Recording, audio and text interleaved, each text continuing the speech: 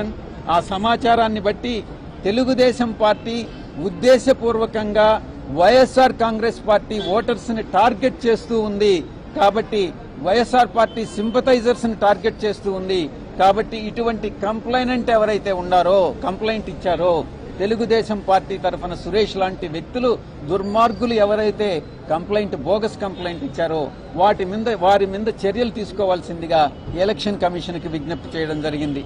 Election commission ఇక state ఎవరైతే CEO election commission CEO Andhra Pradesh ఉన్నారో వారికి ఇటువంటి bulk complaints bogus complaints accept చేయకుండా ఎలక్షన్ కమిషన్ ఆదేశాలు ఇవ్వాల్సిందిగా ఎలక్షన్ కమిషన్ కి మేము నివేదించడం జరిగింది.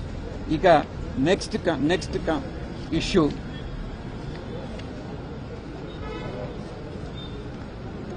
గతంలో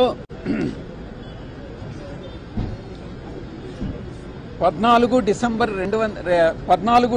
2023న మేము YSR Congress party election commission కలిసి మేము ఒక నివేదిక ఇవ్వడం జరిగింది. దాని ప్రకారం తెలుగుదేశం పార్టీ ఇల్లీగల్ ప్రొఫైలింగ్ చేస్తా ఉంది, ఓటర్ ప్రొఫైలింగ్ చేస్తా ఉంది.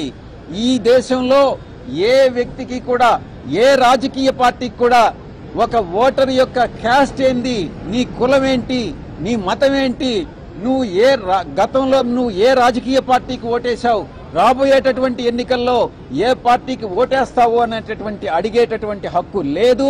కానీ Telugu Desam party voter profile illegal voter profiling ప్రకారం ఒక myparty-dashboard.com అని చెప్పి ఒక లండన్ నుంచో స్వీడన్ నుంచో విదేశాల నుంచి ఆపరేట్ చేస్తూ ఈ యొక్క ఇల్లీగల్ ఓటర్ ప్రొఫైలింగ్ అన్నటువంటిది చేస్తుంది.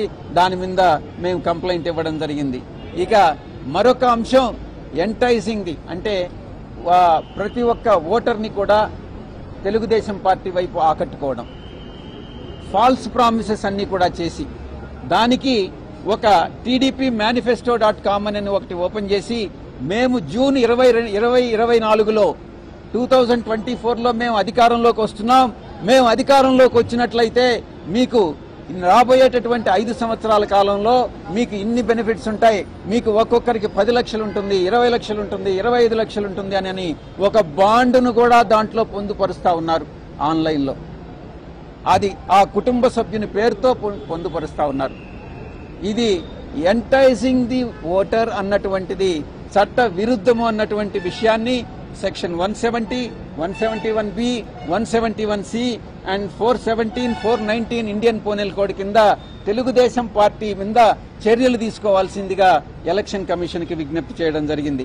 ఇక డూప్లికేట్ ఓట్స్ తెలంగాణలో ఎవరైతే ఓటర్లుగా నమోదు చేసుకున్నారో వారే ఇక్కడ కూడా ఆంధ్రాలో కూడా ఓటర్స్ గా నమోదై ఉన్నటువంటి డూప్లికేట్ ఓట్స్ చాలా మంది ఉన్నారు ఈరోజు. అటువంటి డూప్లికేట్ ఓట్స్ అన్ని కూడా ఒక వ్యక్తి section 1718 of peoples representation act ప్రకారం ఒక ఇండియన్ సిటిజన్ ఒక దగ్గరే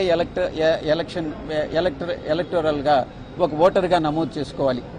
ఇటువంటి డూప్లికేట్ ఓట్స్ అన్ని కూడా రిమూవ్ చేయాల్సిందిగా ఎలక్షన్ కమిషన్ కి విజ్ఞప్తి చేశాం. ఇక తెలంగాణలో ఒక ఎన్రోల్మెంట్ డ్రైవ్ అన్నటువంటిది తెలుగుదేశం పార్టీ చేపట్టింది. చాలా బోర్డులు ఉంటాయి, డిస్ప్లే చేస్తూ ఉంటారు. మీరందరూ రండి, తెలంగాణలో ఎలక్షన్స్ అయిపోయి ఆంధ్రాలో ఎలక్షన్స్ జరుగుతాయి, ఇక్కడ ఉండేటటువంటి వాళ్ళందరూ కూడా ఆంధ్రాలో ఎన్రోల్ చేసుకోండి, ఓటర్స్గా ఎన్రోల్ చేసుకోండి అని చాలా డిస్ప్లే బోర్డ్స్ షాప్స్ అన్నీ కూడా ఓపెన్ చేయడం జరిగింది. ఇది చట్ట విరుద్ధం. ఒక వ్యక్తి ఒక దగ్గరే ఉండాలి. ఒకవేళ అలా చేయాలని అంటే తెలంగాణలో ఓటర్ లిస్టులో నుంచి డిలీట్ చేసిన తర్వాతనే ఆంధ్రాలో ఓటర్గా నమోదు చేసుకోవాలి. ఇలాంటి చర్యల్ని అరికట్టమని చెప్పి మేము ఎలక్షన్ కమిషన్కి విజ్ఞప్తి చేశాం. ఇక